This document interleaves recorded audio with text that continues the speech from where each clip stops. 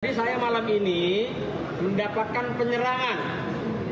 Saya mendapatkan penyerangan dari kuasa hukumnya Dr. Reza Gledis. Semuanya tolongin Nikita, tolongin Nikita. Tapi memang Nikita ini hebat. Ternyata banyak fansnya ya. Gua kira dengan juteknya itu gua aja pernah dimusuhin. Tapi jadi temanan lagi.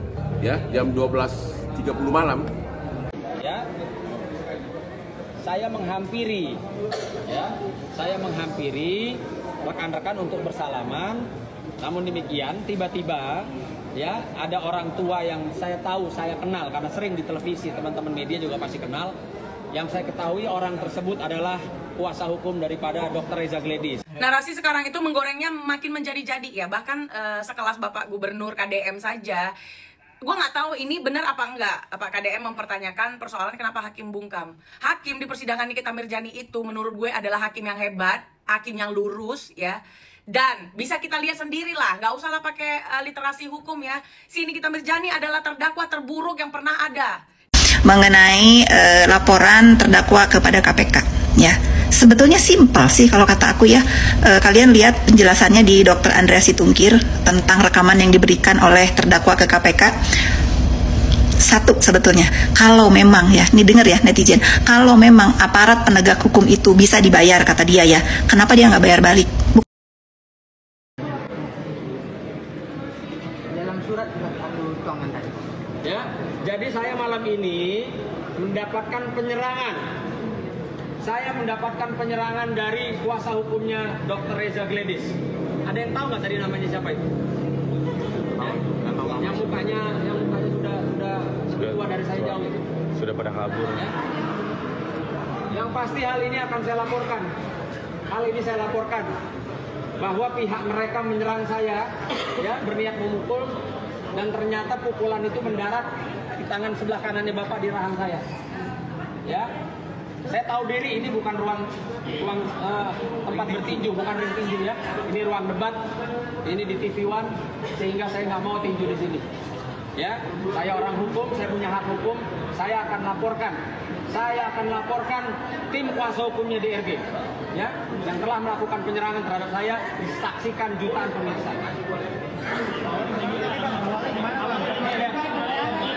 Tuh guys, sampai copot kuku.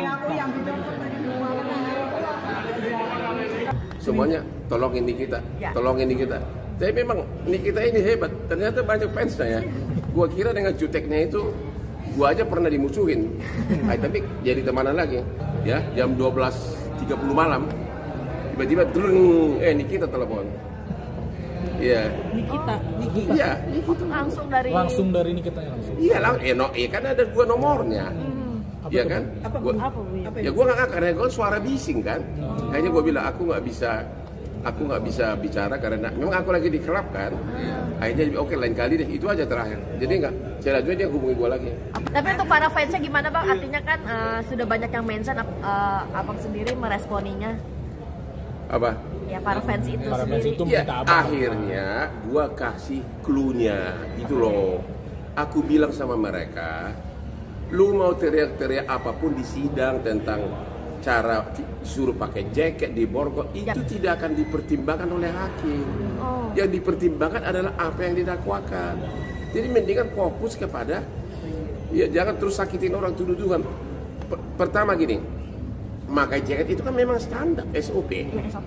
Harusnya yang di borgol itu hanya untuk pidana-pidana yang sudah parah banget kelakuannya gitu loh. Misalnya pembunuh massal, pembunuh berseri atau apa. Ya kalau yang gini-gini nggak usah sebenarnya. Tapi hukum positif, jaksa nggak salah. Memang itu SOP. SOP-nya. Iya. Tapi lain kali makanya usulkan ke DPR agar dirubah aturannya. Terkait adanya kegiatan indikasi JPU yaitu merekam di peradilan itu etis nggak sih? Udah selesai sidang ya boleh dong. Oh berarti itu etis ya Bang? Boleh. Secara hukum? Dalam ruang sidang tidak apa-apa. Kan udah selesai sidang. Iya. Jangankan dalam sidang pun sering merekam, lihat aja. Lu juga sering merekam dalam sidang enak aja. Itu lu nyalahin orang lo yang ngerekam Nikita di sidang itu lu semua. Iya. Iya kan banyak yang salfok gitu ya Bang. Ya itu yang JPU itu adalah sudah lu lihat kan hakimnya udah nggak ada kan? Iya. Aku lihat kok itu. Ya nggak apa-apa dong. Oh tidak apa-apa ya Bang. Nggak apa-apa dong. Namun demikian tiba-tiba ya ada orang tua yang saya tahu, saya kenal karena sering di televisi, teman-teman media juga masih kenal. Yang saya ketahui orang tersebut adalah kuasa hukum daripada Dr. Reza Gledis. Ya, dia dorong saya, lalu dia memukul saya seperti ini. Nah, saya menghindar. Kebetulan di belakang saya persis ada Barbie, sehingga akhirnya keinjak kaki aku karena Sunan menghindar langsung robek semua. Lalu dalam keadaan saya berusaha menghindar ke belakang tadi, saya maju lagi. Ya, saya pengen tahu dong, ayo kalau mau pukul saya, Anda pengacara, ya. Ini sungguh-sungguh tidak mencerminkan dia adalah seorang advokat, seorang pengacara, lebih senior dari saya secara umur, harusnya dia mencontohkan yang baik, yaitu Mas Sunan. Yang baik, yaitu Mas Sunan, ngomong kalau dia nggak suka sama saya. Jangan tiba-tiba dia dorong saya, dia mau pukul saya. Oh, berarti tadi nyamper itu hanya untuk salaman ya, Bang? Tadi kita semua bersalaman. Ya, hampir sama. Saya sadar, saya dalam keadaan sadar, saya seorang advokat yang menjaga nama baik saya. Ya, ini bukan ring tinju, bukan tempat orang berkelahi. Ini tempatnya para profesional menyampaikan pendapatnya, membela klien masing-masing.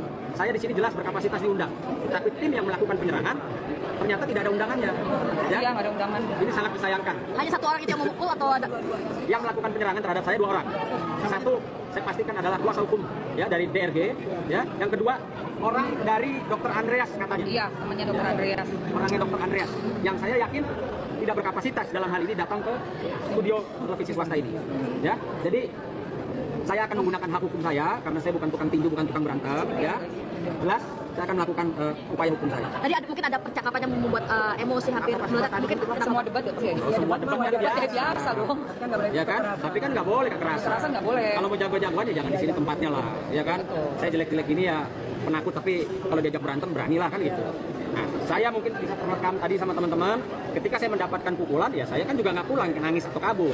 Saya datengin yang mau mukul. Pak, Bapak mau mukul saya kenapa? Atau Bapak mukul saya tadi rahang sebelah kiri saya kenapa? Gitu loh. berarti 1 kali pukulan. 1 kali pukulan, ya. Tapi mungkin kalau saya diam tidak melakukan perlawanan, pasti mungkin bisa 2-3 kali. Iya, karena Sunan tadi menghindar. Saya menghindar. Kena Ayu, kena aku, mengakibatkan aku berdarah luka banget. Karena kenceng tadi Sunan hindarnya. Jadi saya sangat menyayangkan ada seorang advokat, saya nggak tahu advokat benar apa enggak, seorang advokat tim kuasa hukum dari DRG, ya, yang saya anggap senior itu melakukan upaya penyerangan terhadap saya. Bang, selain kita Bang, mungkin tadi kan di dalam katanya di sidang itu konten of court gitu.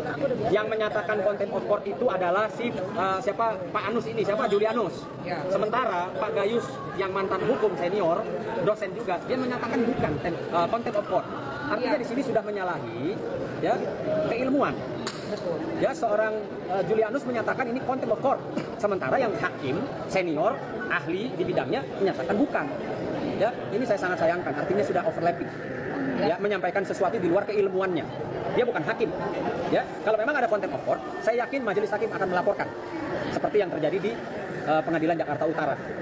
Ya, kalau misalkan yang dia kita menolak pakai borgol mengenai laporan terdakwa kepada KPK, ya. Sebetulnya simpel sih kalau kata aku ya. Kalian lihat penjelasannya di Dr. Andreas Situngkir tentang rekaman yang diberikan oleh terdakwa ke KPK. Satu, sebetulnya kalau memang ya, nih denger ya netizen, kalau memang aparat penegak hukum itu bisa dibayar, kata dia ya, kenapa dia nggak bayar balik? Bukankah dia kaya raya? Bukankah dia katanya uangnya banyak, nggak berseri? Coba kalau memang bisa dibayar, dibeli, bayar dong. Repot bener.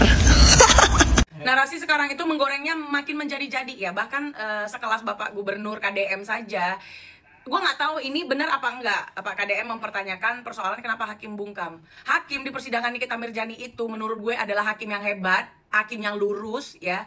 Dan bisa kita lihat sendiri lah, nggak usah lah pakai literasi hukum ya.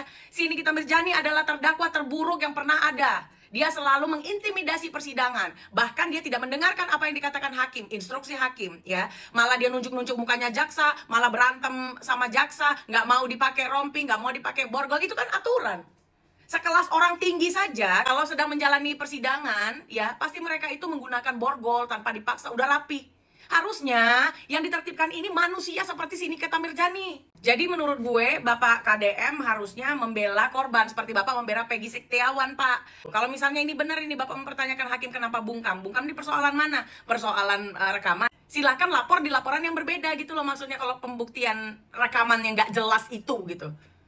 Tapi Nikita Mirzani ini jangan dipungkiri kalau dia ini memang kurang ajar. Dia menindas orang. Di dalam persidangan saja dia mengintimidasi persidangan. Saya mendapatkan penyerangan dari kuasa hukumnya Dr. Reza Gledis. Dia melakukan penyerangan terhadap saya. Bentuk penyerangannya? Saya mau dipukul, Dan ternyata ini orang ini yang pukul saya rahang sebelah kiri. Ya. Dia ada di pihak. Kamu datang ke sini siapa yang ngundang? Kamu datang ke sini siapa yang ngundang? Mas. Tadi kan lu pukul gua berani. Sekarang Anda ke sini siapa yang ngundang? Diajak dokter siapa? Dokter Andreas itu siapa? Dokter Andreas diundang nggak ke sini? Ada undangan resminya nggak? Hah? Alasannya mukul apa? Dalam surat aku tuangkan tadi. Ya, jadi saya malam ini mendapatkan penyerangan. Saya mendapatkan penyerangan dari kuasa hukumnya Dr. Reza Gledis. Ada yang tahu nggak tadi namanya siapa itu? Ya? Yang mukanya sudah lebih tua dari saya jauh itu.